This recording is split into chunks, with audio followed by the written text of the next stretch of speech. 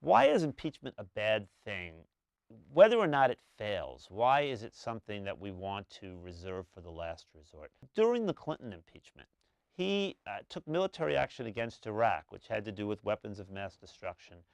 And immediately his critics charged Wag the dog, that echoing the Barry Levinson film about a president who starts a war precisely to deflect attention from some scandal. This is very serious business. If people suspect that the president is conducting military operations solely for personal benefit, this is obviously the accusation itself. If it's true, that's even worse. This is bad stuff for a nation to be enduring. And yet impeachment invites that kind of thing. Impeachment is both a judicial and a political process.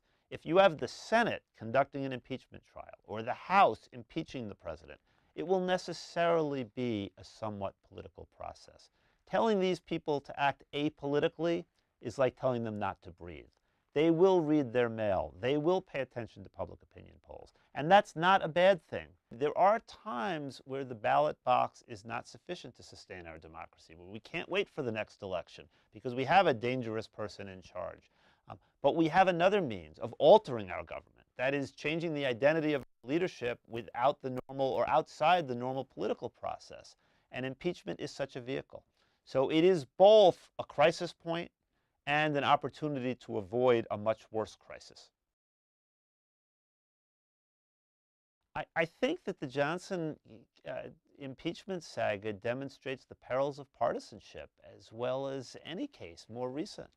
Members of Congress said, we won the last election, 1866, our president won the Civil War, and therefore we can do whatever we want.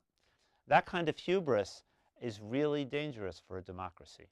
And they should have been more patient and tried to repeat their political success at the ballot box. But I think that temptation to try to steamroll the opposition when you've got political momentum and when you feel the moral righteousness of your cause, that never goes away. I think there are things to learn from the Andrew Johnson impeachment. There are certainly things to learn from the Nixon and Clinton impeachments. And if we don't learn from them, we will repeat the mistakes. There is a degree of, if not optimism, at least hopefulness that comes with an awareness of our history. You do realize we've survived crisis before. We were born in crisis. And this is a nation that was literally born in crisis and responded with a document that has stood the test of time. So I do believe in the Constitution and I do trust in it. But we have a republic only if we can keep it. That is, it's on us. And we have to use the tools that they gave us well and wisely. There are two opposite mistaken ways of viewing the Constitution. One is to idealize it and to forget that it made a compromise with slavery, that its conception of who the people were, or at least who had full citizenship, was extremely cramped.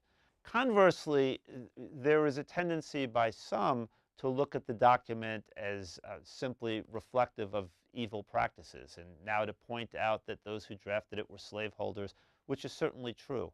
But for its time, it was a staggeringly progressive document, and it laid a groundwork for its own improvement. And in fact, we have become more and more inclusive, constitutionally speaking.